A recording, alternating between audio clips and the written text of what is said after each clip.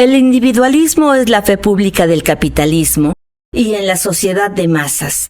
El esfuerzo de cada uno se apoya en las decenas o centenas de miles que hablan o intuyen el lenguaje de la superación, aportan su cuota de confianza y repiten, orgullosos, los proverbios antes escondidos en los almanaques y en la sabiduría de los viejos en los parques.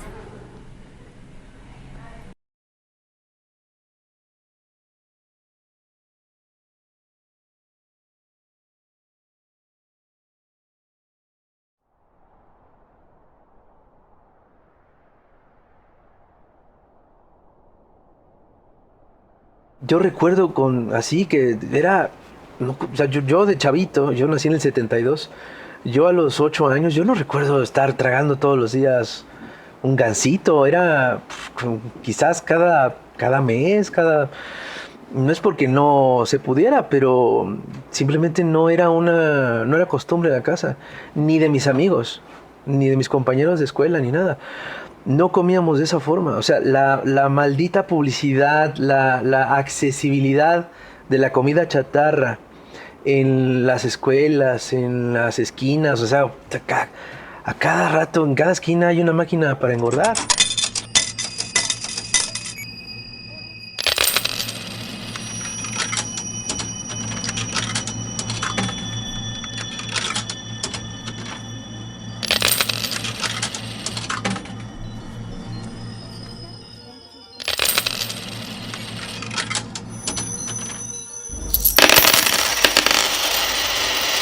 Y no es mi frase, es la frase del queridísimo doctor Gatell, que me parece lamentable que se permita eso. Yo recuerdo en la secundaria y en la primaria comprarme mi tortita y bueno, pues sí, mi refresco, ¿no? Pues era el refresco Titán, recuerdo que era en ese entonces, y en Veracruz, la Zaraza Vargas, me acuerdo que era otro refresco que pues, no estaba tan endulzado, yo no lo recuerdo así. Pero bueno, también vengo de un barrio, de un sector social en el que sí era una costumbre irse por sus 2 malditas Coca-Colas de 1,5 litros y todos los días para una familia de 5. Era familiar, ¿no? Era familiar el asunto, ¿no? La maldita Coca-Cola, las 2 botellas de vidrio, ¿no? Hasta había una cachivache que para transportarlas también regaladas por la Coca-Cola. Pero sí comíamos un montón de frutas y verduras. Yo sí me acuerdo que prefería los pepinos y las zanahorias con chile y limón que vendía la señora de la reja de la secundaria, que ir a hacer, aparte, la maldita cola de la tiendita de la escuela, pues, ¿no? Y me parece correcto pensar en el 82. Me extendería 76-82 a López Portillo. Ahí hubo una serie de políticas nacionalistas, discursivamente nacionalistas, y una muy importante que se pretendió fuera una política de Estado fue el Sistema Alimentario Mexicano, el SAM. Y se buscó hacer una reconfiguración estructural de la producción agrícola, pecuaria y ganadera mexicana. Podemos decir que ha habido experiencias desde la parte constitucional en las que a partir de la reforma del 27 se puede vincular todo el derecho a la tierra, ahí lo puedes desprender el derecho a la alimentación, pero bueno, es un derecho más social y colectivo, y todo el reparto agrario que se da en los 40, ¿no? Con Lázaro Cárdenas, con toda esta construcción de tejido social vinculado, ahí ya está muy vinculado también el derecho a la alimentación, aunque no hay una mención explícita legal, ¿no? Jurídica en ese sentido. Y hay una tradición, por supuesto, de la defensa campesina colectiva en el ejido, ¿no? Que ese es un derecho que siempre está implícito en las luchas sociales. Todavía se echó mano de algunos mecanismos como CONASUPO. CONASUPO fue un modelo del cardenismo y en el postcardenismo buscaba tener un instrumento de atenuación de la especulación y del acaparamiento con una herramienta del Estado en la que había precios de garantía, había silos, había centros de almacenamiento, había camiones y otros mecanismos de transporte de los alimentos, había un aparato administrativo, tratando de hacer sentido de dónde había necesidad y dónde había producción, antes del SAM. Y esto viene desde los 40 tardíos y el cardenismo y el poscardenismo. Fue un modelo que se usó en muchos otros lugares en América Latina. Está en el otro sentido contrario el impulso de la Revolución Verde en México, ¿no? Que lamentablemente se da con una profunda impacto a partir de los 60s, puede ser antes, porque incluso aquí se fue de los países en que primero se empezó a experimentar el tema de la Revolución Verde, justamente por el impacto y la cercanía de Estados Unidos y de lo que comentábamos del colonialismo, ¿no? También de esta dependencia que se empieza a implementar por parte de Estados Unidos a México, y eso cambia, por supuesto, los mecanismos de producción del país, ¿no?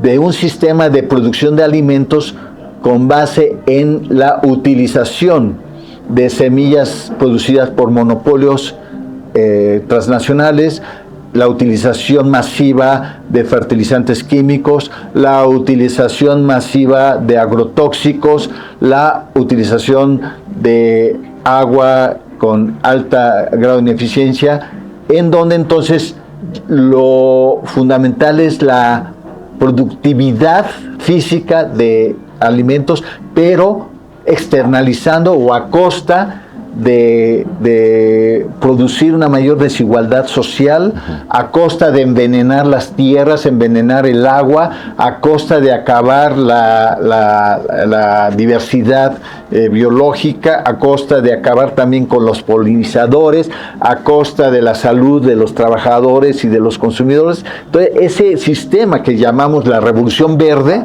sustituye los sistemas campesinos e indígenas de producción alimentaria que fueron la base de la gran civilización mesoamericana y que, como quiera que sea, fueron la base también de la producción alimentaria en los 3 siglos de la colonia española y en el siglo, digamos, del México independiente, 1810 a 1910, y después en la etapa de la primavera campesina que yo llamo del 17 a los 80s.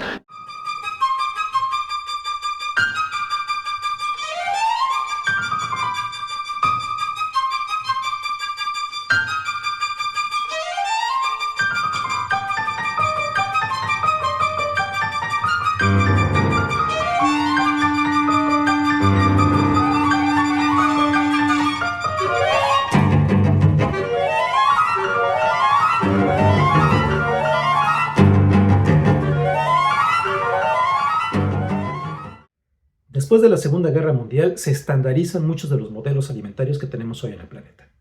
Lo que tú quieras, la producción de azúcar se estandariza después de la Segunda Guerra Mundial. Y si investigamos cómo comían en el pasado o qué tan dulces eran en el pasado los postres, cómo era un pastel en tiempos de Leonardo da Vinci, no era azúcar, porque el azúcar era un lujo. No te ofendas, pero en el extranjero se comen cosas más sencillas, mucho más sanas y con mayor número de calorías. ¿Más sanas que el mole? Ay, no, sí que no, mijo.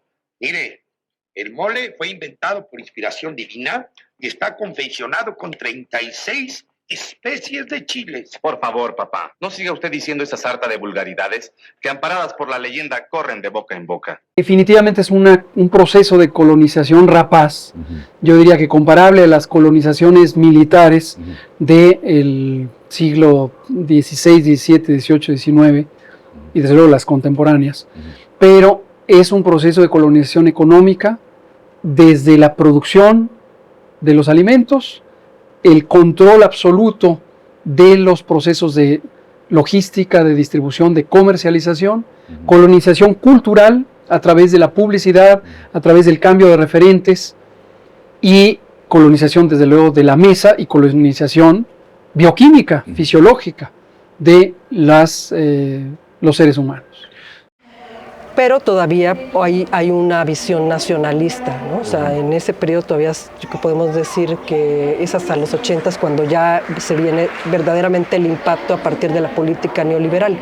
Pero todavía existen ejercicios interesantes, más o menos en 80-82, del sistema alimentario mexicano, ¿no? Que tenía esta visión más de una política, tal vez desde este enfoque keynesiano, de esta visión de asistencial, pero sí de sistema, ¿no? Esa es una visión interesante que el gobierno se encarga todavía. El encargo se encarga todavía de proveer, ¿no? Ese es el Estado benefactor, que todavía, el Estado social que todavía sobrevive en esa época. Yo diría que la cúspide de esa parte virtuosa, pero donde ya empiezan las contradicciones, fue López Portillo, 76-82, con el sistema alimentario mexicano. El doctor Víctor Manuel Toledo ha escrito mucho sobre esto y ha escrito de manera muy brillante, porque describe cómo empezó a haber una política alimentaria torpemente implementada o casi torpemente diseñada que dañó los ecosistemas naturales. El modelo de producción extensiva es posible, no estoy seguro, que con ecos o improntas de la famosa Revolución Verde, mal llamada Revolución Verde, haya penetrado también en el SAM. Al final, eso más la corrupción, más el acaparamiento de la tierra, más muchos otros fenómenos, hicieron que colapsara. No se logró la autosuficiencia, que era lo que se pretendía. Y también las presiones globales. Y vieron las crisis financieras, el endeudamiento, etcétera. Sin embargo, en la época de Echeverría y López Portillo, vemos en el ámbito restaurantero ejemplos que eran pues clásicos con una influencia americana muy, muy importante. Nos empezamos a ver lugares como Bonanza de hamburguesas y drive-ins donde los coches se estacionaban y te servían el coche, o el Tomboy, claro, que fue típico de los 60s, finales de los 60s. Empezamos a ver las primeras cafeterías tipo americano, como Vips, que se funda en 1964. Y empiezan a tener una mezcla. Vips es un gran ejemplo de una fusión de comida mexicana y americana, donde encontrabas hamburguesas, pero también encontrabas enchiladas y huevos rancheros. Sí, claro. Y tenías pozole en las noches. Entonces había ahí una mezcla de un servicio estilo americano, pero una carta con una fusión de gastronomía. Ajá. Entonces esos 60 como que hicieron que la evolución se acelerara. En México ya puedes ver a todo el mundo, a todos, los que quieras, en grandes estadios y en venues de 4 personas. Casi todo el mundo toca en México. ¡Qué maravilla! Cuando nosotros vivíamos en nuestro México, no había nada, nadie. Los Hoyos Funky. Después empezaron a ver, vino The Police al Hotel de México. Ajá. Vino Queen. Le aventaban monedas a Freddie Mercury. Pero éramos una horda de salvajes, no. Éramos personas que queríamos conciertos y no nos lo daban. Y yo no sé si le funcionaba al gobierno o no, no sé por qué, en qué le podría funcionar, que fueran un fracaso los conciertos, que no salieran bien. Cuando sucede lo de Rod Stewart, la lógica es bastante simple, es un concierto que está promoviendo y organizando parte del equipo que es dueño de esta estación de radio. Y si lo tocamos al aire, ok, sí, va. Entonces, ¿lo grabamos? Sí, ok. Y ya. Así de simple. Hoy eso es imposible, porque todas las estaciones promueven a todos los grupos. Es una corporación transnacional y tienes que romper una serie de murallas legales para llegar a esta simple idea. Pero qué bonito sería que las estaciones de radio tocaran el concierto que estás viendo. Realmente durante los años 60, con todo este movimiento del rock and roll, finales de los 50, la cultura americana empezó a tener una permeabilidad más importante en México. Todo el mundo empezó con Elvis Presley, con Chuck Berry, y teníamos grupos mexicanos que eran imitación de todos estos grupos, los Teen Tops, Johnny Laboriel, inclusive César Costa Enrique Guzmán, pues eran una emulación de toda la música, de toda la cultura que se estaba viviendo en Estados Unidos. Y como que todo mundo estaba metido en ese esquema, y aunque la música se cantaba muchas veces en español, también estábamos oyendo a los Beatles y a los Rolling Stones, y teníamos toda esta mezcla de cultura de la época hippie, donde empieza a haber un movimiento mucho más plurinacionalista o plurinacional, no nacionalista, sino nacional, donde estaba Estados Unidos, donde estaba Europa. Teníamos músicos españoles que también eran medio de protesta, como Maciel, claro, como gente así, que empiezan a traer otras culturas en México durante esa época de una forma importante. Echeverría pretende hacer que esto no pase en México. Inclusive cancela conciertos, los prohíbe, etc. Ahora, ¿qué pasa? Ese concierto se iba a cancelar. Porque no sé quién o por qué se hizo en Querétaro adrede para no estar tal vez bajo la presión del entonces gobierno de la Ciudad de México, no lo sé. Pero se hace en Querétaro y la policía local, con caballos, con gases lacrimógenos, hacen lo posible para disruptivamente, de forma negativa, quebrantar la paz de quienes estábamos parados esperando a que abrieran desde la madrugada. A las 5 de la tarde todavía no abrían, pero ya estábamos todos afuera del estadio. El estadio de 60,000 personas ya tenía las 60,000 personas, pero estaban afuera. Y la policía lo que quería era que nos fuéramos de ahí. Tiraban gases lacrimógenos y aventaban el caballo a las filas. Nosotros al aire dijimos, no cedan a la provocación, no va a pasar nada, los van a dejar entrar.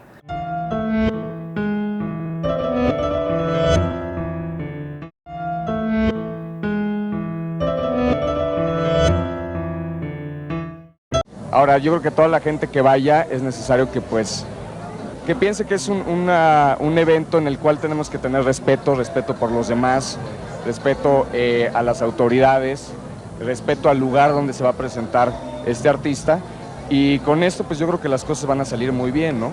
Cuando abren las puertas del corregidora de Querétaro, la gente entra, olvídate de los políticos. Entró. Todos. No había nadie, quítate, deja que pasen.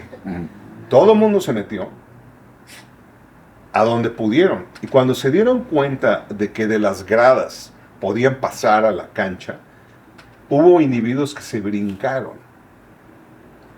Con mal resultado, probablemente. No lo recomiendo. Pero el chiste es que estaban ahí. Y se volvió un caos. La gente de seguridad del estadio dijo, está fuera de control. No podemos garantizar la seguridad de nadie de ustedes, nosotros, la estación de radio incluidos, ni de los bienes que aquí hay. Evidentemente no podemos garantizar la seguridad del artista. Lo vamos a cancelar. Está fuera de control. Tranquilos. ¡No déjenos entrar! ¡Los revendedores se llevaron todos los boletos! ¡Calma! Si están tranquilos, los van a dejar entrar. ¡Déjanos entrar!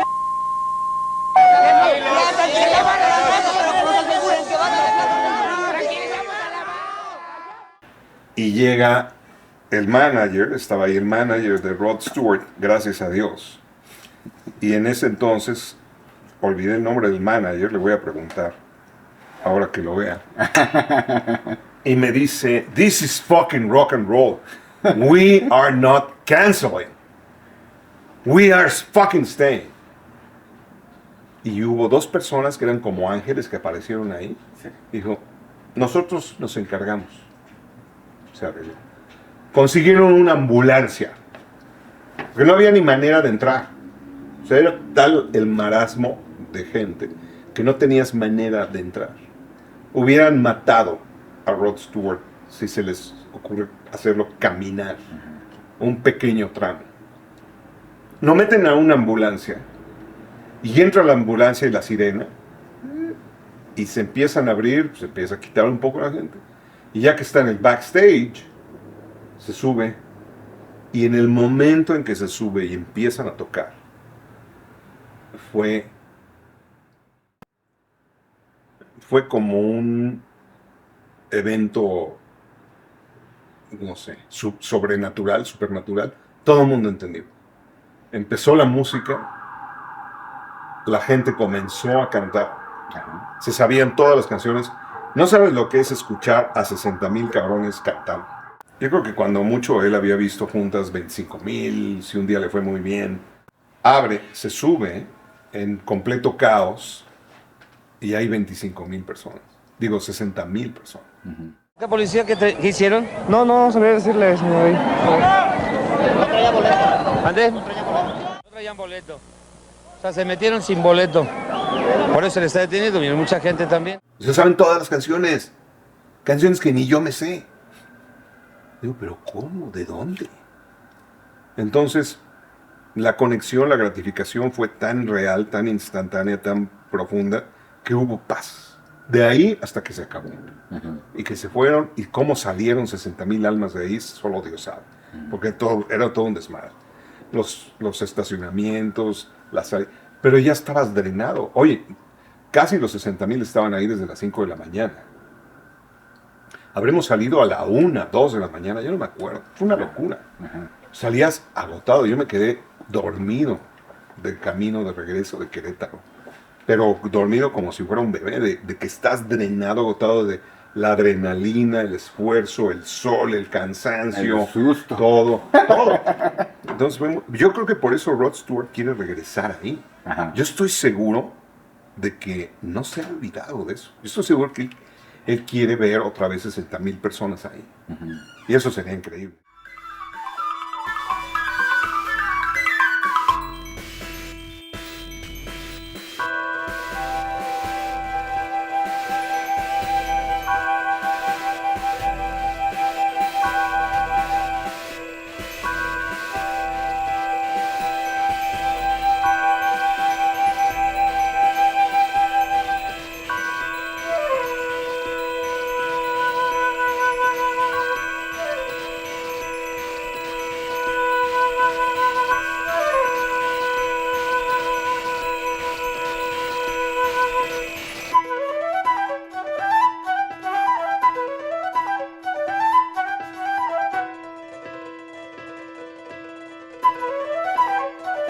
Y hay un cambio, una vuelta de página hacia abajo, hacia la profundidad, con Miguel de la Madrid, ahora sí, a partir del 82-88, se abandona el modelo del sistema alimentario mexicano y se abre a las corporaciones agroalimentarias. Kellogg's era otra de las 7 que había olvidado, Unilever, ahí está ya la suma de las 7. Mondelez son un poquito más de 7. Entonces, se abre a las grandes corporaciones, impulsadas por el enorme poder que tiene el sector agrícola estadounidense, por su inefable Departamento Gubernamental de Agricultura, que ha sido un gestor de las grandes corporaciones alimentarias que producen frutas, verduras, granos en el mundo, que han impulsado golpes de Estado en donde los gobiernos nacionalistas, como el de Jacobo Arbenz en 1944 en Guatemala, se resisten a estas grandes corporaciones. Pero finalmente en el 82-88 mexicano se abre a ese modelo y empieza a degradarse la calidad nutricia de México.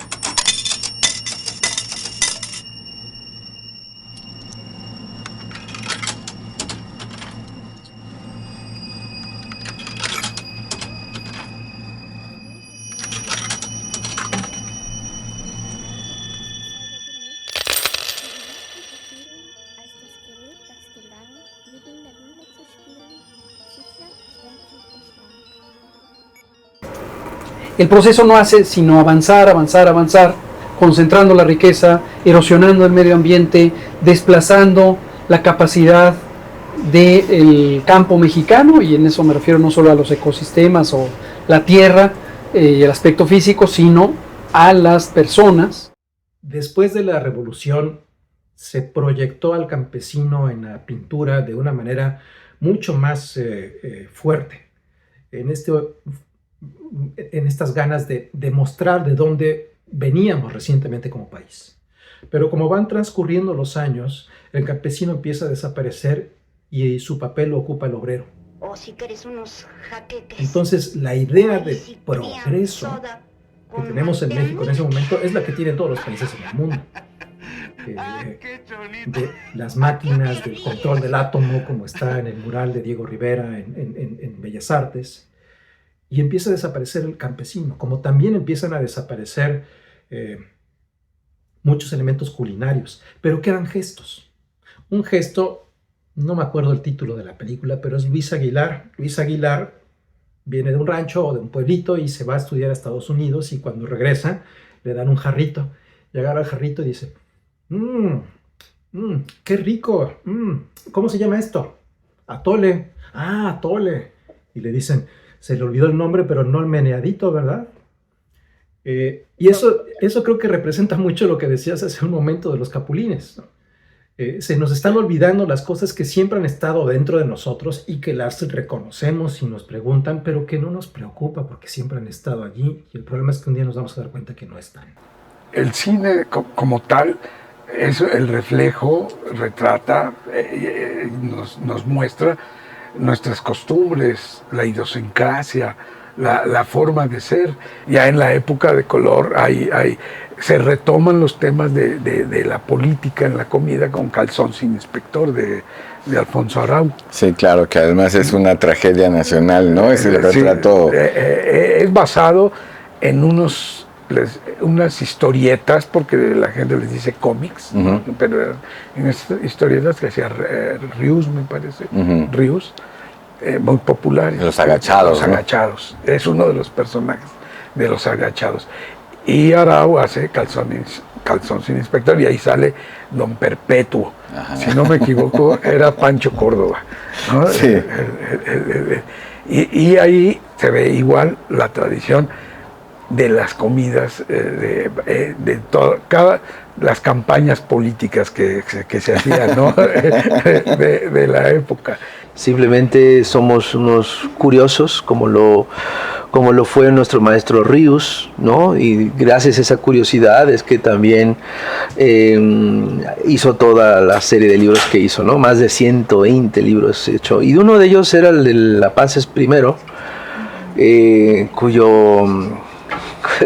cuya herencia, no sé, contagio, información nos cambió la vida a millones de mexicanos. O sea, me atrevo a decir que a millones de mexicanos. Fue uno de los libros más emblemáticos de Rius, después del Che, de Cuba para principiantes y todos estos, en donde nos enseñó que estábamos comiendo una cantidad de basura impresionante, ¿no? Sí. A muchos los hizo vegetarianos, a muchos los hizo dejar todos los embutidos, todas las carnes, a dejar el refresco de cola, no sé si puedo decir la marca, si todo esto, claro, no. La maldita Coca-Cola, ¿no? El veneno, o sea, fue, creo que fundamental ese libro en la historia de la alimentación en México. La aportación de Rius con ese libro es emblemática, es histórica. Y en este caso a mí lo que me interesa y me gusta mucho es la relación que hay del cine mexicano con la manera de ser nuestra, de los mexicanos, incluyendo las comidas, porque la comida para nosotros en México mucho tiempo representó el centro de la familia, de la unidad, del universo. O sea, era sagrado la hora de la comida, donde se tenía que reunir la familia, precedida por el padre.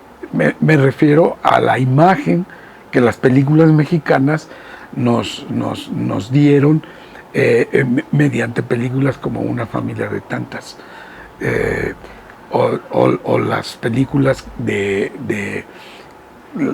que retrataban la vida política de México, donde a través de en las grandes comidas con los diputados, alcaldes, senadores, había una comilona en su honor y el poeta del pueblo recitaba una oda ahí.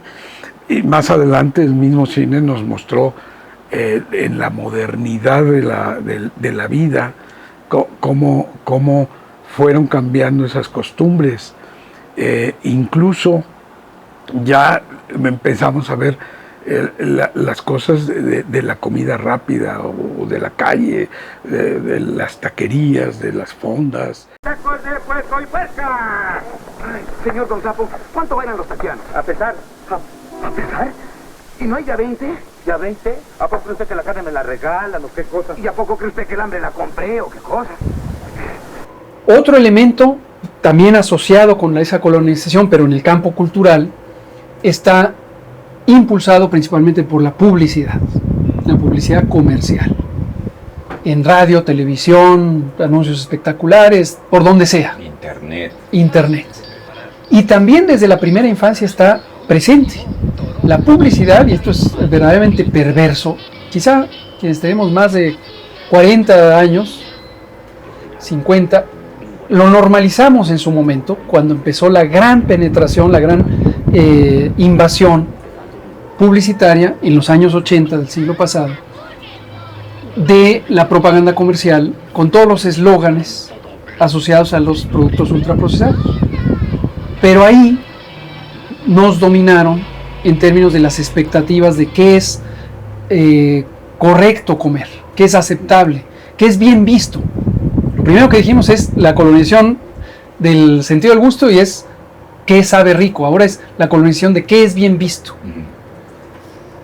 Es una colonización además por demás clasista, racista, discriminadora, aspiracional, urbana, que empezó en las zonas urbanas y luego penetra a los modelos culturales en las zonas suburbanas y rurales. Empezó en las oligarquías, se desplazó a las clases medias y después penetra en todo el espectro social del país. Y cuando digo esto, estoy pensando no solo en México, esto ha ocurrido en todos los países, con distintos calendarios. Algunos, por ejemplo, los países asiáticos, 20 años después que los países de América Latina, los africanos 10 años después de Asia, pero todos están transitando por el mismo proceso. Esta colonización cultural. Arau, años después, hace como agua para chocolate, una película multipremiada con los Arieles, a mejor película, mejor directora, mejor actriz, se llevó como 10 premios. Y lo bonito de esa está basado en la novela de Laura Esquivel. ¿Sí? Esta novela es una historia de amor romántica, pero a lo largo de la novela y en la película se presentan 10 recetas tradicionales mexicanas. Desde lo que le llaman el mole de guajolote, que yo conozco como mole poblano, pasando por caldos y guisos y chiles en nogada y todo eso. Ese es el gusto, parte del éxito que en México a la gente nos gustó ver reflejado en la pantalla. Nuestras tradiciones y nuestras recetas. Ahora, una cosa que quiero destacar ahí es la resistencia que puede significar, pero también resistencia que puede ceder cuando se tienen ancestros culturales muy importantes en lo culinario. Y sin duda México es uno de los países que tiene una riquísima herencia cultural, culinaria, asociada a su diversidad ecológica, a su diversidad cultural en otros sentidos, lingüística, musical, de todos los tipos. Todo está engranado. Pero aún esa, en los años 80, recibió un embate tremendo. Hay una película también que se nos está pasando hablar de ella, que me parece que retrata todo este cambio que estás diciendo, ¿no? de una nueva sociedad, una emergente pero ya estable, que se llama Mecánica Nacional. Perdón, discúlpame, fue un grave error. Ahí comen tanto en esa comida que se muere la abuelita, que Sara García se muere de una indigestión de la comida que dan.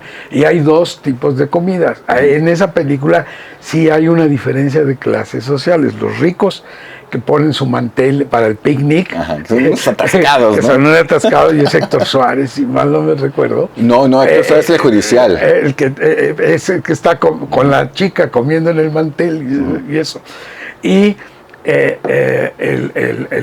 la otra familia, que es con Manolo Fábregas, Lucha Villa, que llevan a la abuelita y que se les muere en la carrera de autos, que es pretexto ahí en la carretera de Cuernavaca, ¿no?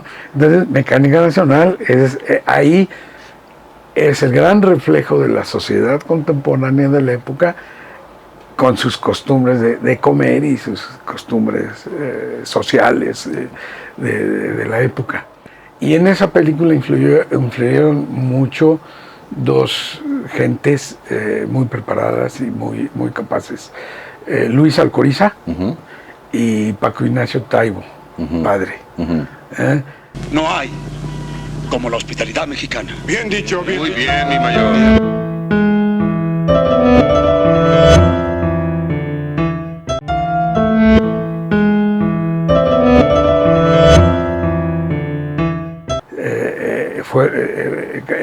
Son los que con esa visión crítica que tenían de ver a la sociedad mexicana.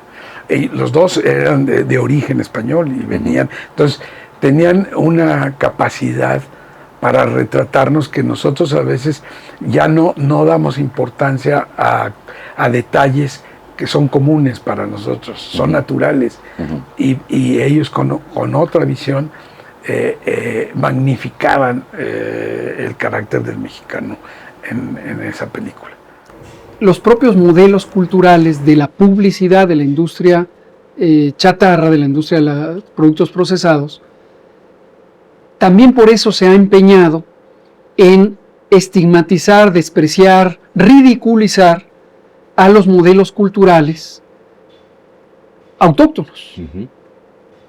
Entonces se sustituye un pozol por un veneno embotellado, se sustituye alimentos de la milpa por alimentos de una lata, una caja, un frasco, o un polvo que se diluye, ¿no? Por favor, el chocolate, por ejemplo. O el atole. O el atole, ¿no? Entonces tienen una herencia cultural, tienen una herencia natural, ecosistémica y agropecuaria, pero son desplazados en favor de esto. Creo, y lo digo un poco esperanzadoramente, y casi queriéndome convencer de ello, que el reivindicar nuestra diversidad y nuestra enorme riqueza cultural, culinaria, nos puede ayudar a reconquistar, a liberar el territorio invadido por las corporaciones agroindustriales.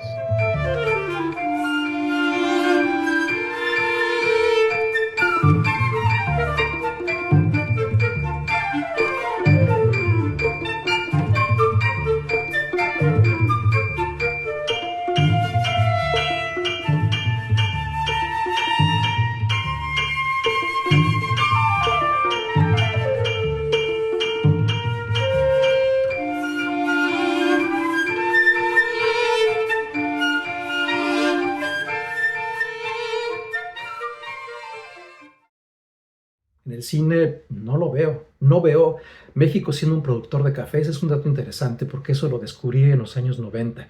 México es uno de los productores de café, pero en ese momento no era un consumidor de café. Y todo el café se iba a Europa. ¿Cuándo hay el boom del café? Cuando llega la serie Friends. No existía Starbucks. Pero entonces los amigos se reunían en un café. Y entonces la gente cool quería imitar y tomarse su café. Y en eso aparece Starbucks. Timing perfecto. Entonces ahora la gente toma café. Pero vas al Starbucks y está el café del día, que sí es de México, pero está el de Guatemala, está el de Kenia, está el de Brasil, está el de El Salvador, bla, bla, bla, bla, ¿no? Porque ahora somos gourmet. No solamente nos gusta el café, sino somos bebedores de café gourmet, ¿no? Y te vas a un mercado y pides un café y es un café malísimo. No porque el producto sea malo, sino porque se hace mal, ¿no? Entonces eso me lleva a pensar, siendo México un país productor de café, nuestra cultura del café está lejos de formar parte de nuestra identidad. ¿Dónde está un documental de las zonas cafetaleras de México? ¿Dónde está un documental que nos diga, cuidado porque los huracanes están afectando la producción de café y el cambio climático va a afectar no solamente al café de México, sino al de Colombia, al de Indonesia, al del sudeste asiático, al de Etiopía, y vamos a tener una crisis de café? Entonces, ese café que hoy cuesta $6 en Estados Unidos, en Nueva York, que es el mismo precio de un costal de 80 kilos de grano de Colombia, va a subir más. También porque creo que no se valora hasta que como que alguien más lo dice, alguien que tiene una cierta reputación, que diga que una receta está buena de cualquier platillo, y que no es lo que se come o que es lo que se come tradicionalmente en las comunidades, pero pues no está valorado de esa manera. Yo siento que sí tendríamos que tener campañas más duras, más serias, más permanentes, educación alimenticia y de salud emocional en las escuelas desde kinder hasta doctorado. Claro. En verdad estoy convencido de que debería de prohibirse, perdón, yo no es que sea yo un censor, pero hay publicidades donde te hacen creer que en el desayunador, en el comedor, en la cocina, entra el sol brillando, precioso, sobre el maldito veneno, unos cornflakes cargados de azúcar, ¿no? O glutamato en el Nor Suiza. Y podemos hablar de un montón de cosas, pero te hacen, o sea, te generan un imaginario colectivo de que eso es comer. Y eso me parece patético. The Hunger Project es una organización de sociedad civil global. Estamos presentes en 22 países. Surgió en los años 70, en donde por primera vez en ese momento se habló de la posibilidad de terminar con el hambre, no disminuirla, no revertirla, en un momento en el que el mundo vivía grandes situaciones de hambruna, particularmente en África, y en muchos otros lugares donde en realidad estaba invisibilizado, pero entonces empezaron con esta idea de terminar con el hambre. A lo largo de los años, desde los años 70, que surgió este proyecto en Estados Unidos, como te decía, hemos ido creciendo y estamos presentes en 22 países, en África, en Asia estamos en Bangladesh y en India, en México, en América Latina estamos en México, y nuestra oficina global está en Estados Unidos. Y la intención del trabajo que realizamos, nuestro mandato es trabajar en comunidades rurales e indígenas en extrema pobreza, alta marginación, donde no llega nadie más, donde no hay otras organizaciones, es donde trabajamos. Y nuestra idea está en fortalecer, potencializar las capacidades que de manera inherente tenemos todas las personas.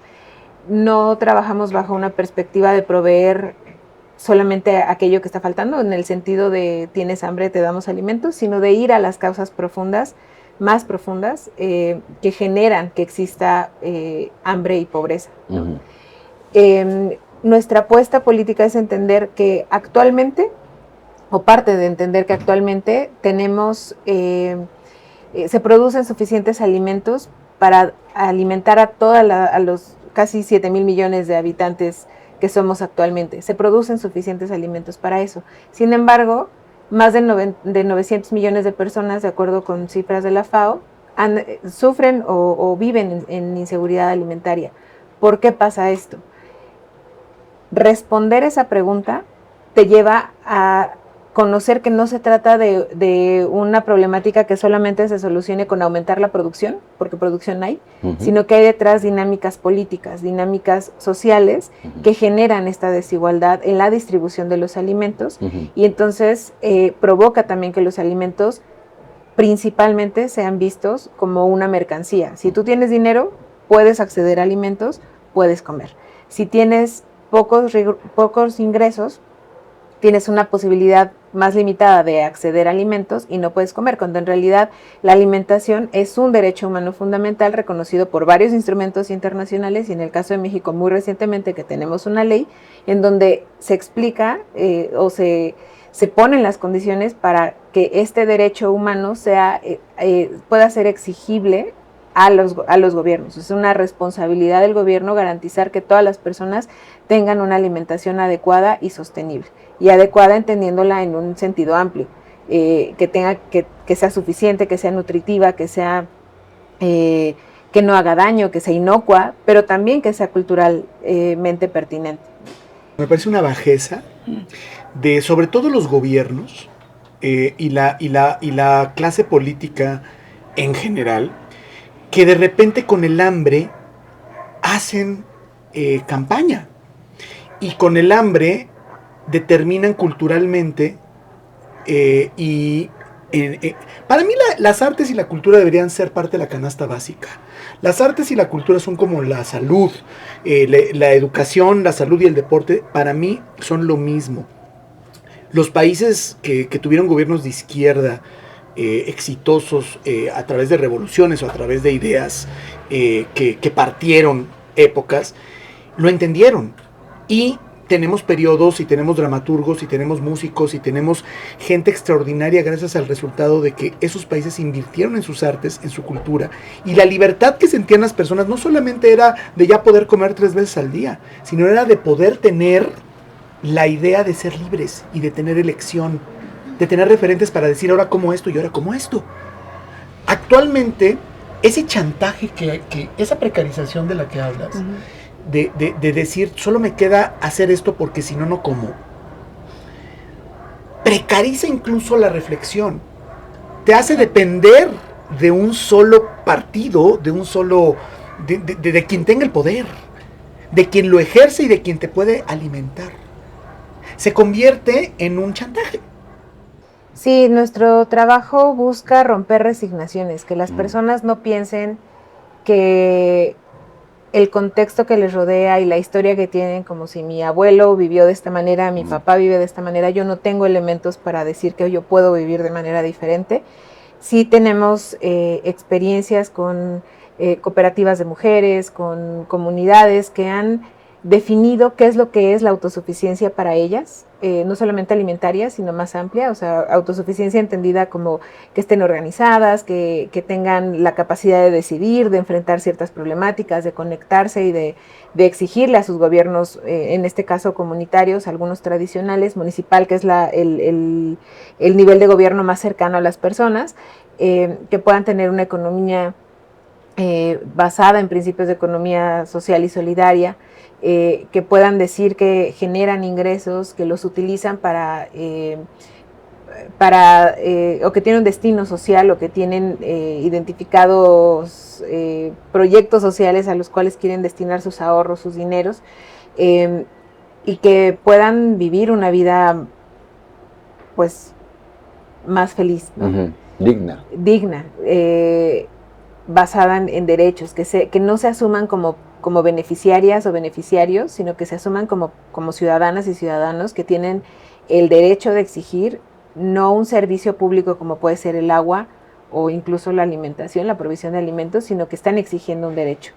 Y sí hemos tenido, eso es parte de lo que trabajamos en estos espacios rurales e indígenas de los grupos con los que estamos, y no es una tarea sencilla, son proyectos de largo aliento, son proyectos con los que trabajamos cerca de 10 años con las comunidades, y bueno, eso pues te da un alcance más limitado porque eres una organización de sociedad civil que está llenando algunos vacíos que existen de parte de los gobiernos, pero que sí nos ha permitido ir generando sinergias con otras organizaciones, con las propias comunidades, para ir generando una dinámica distinta en esos espacios comunitarios, y estamos en ese proceso, ¿no? Creo que el reto es cómo articulamos esas experiencias que de repente están aisladas, y pienso en el trabajo que realizamos, en ese ir brindando información para que las personas puedan tomar decisiones, es a nuestras sociedades, poquito pero siempre hay, pero si te das cuenta, tu hijo tiene una estatura más baja. ¿Por qué no le movemos por aquí? Podemos encontrar otra manera de generar otros alimentos, lo complementamos. Y entonces empezamos a trabajar con esta idea de que no es suficiente llenarte, ¿no? O no tener tanta hambre, sino todo lo que implica. Entonces ahí tenemos esfuerzos de hacer un recetario, que puede ser lo más sencillo del mundo, pero el recetario en la parte de abajo dice, si tú comes esta sopa de hierbamora, que es un cultivo muy común en Chiapas y en el Istmo también, esto le ayuda a tus huesos, le ayuda a tu hígado, le ayuda a tu tracto digestivo, y así con varios alimentos.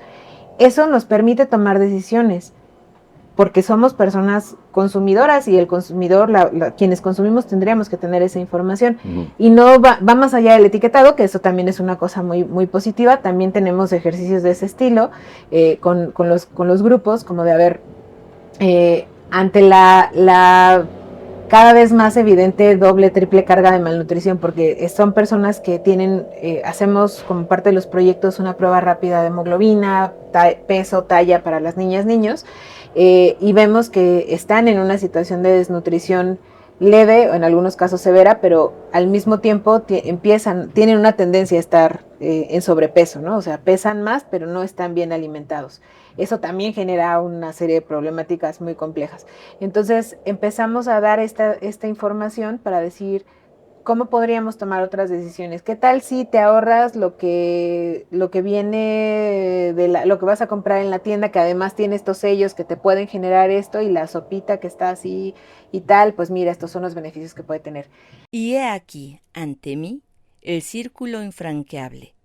Cuanto menores eran las posibilidades de las culturas humanas para comunicarse entre sí y, por tanto, corromperse por mutuo contacto, menos capaces eran sus respectivos emisarios de percibir la riqueza y la significación de esa diversidad.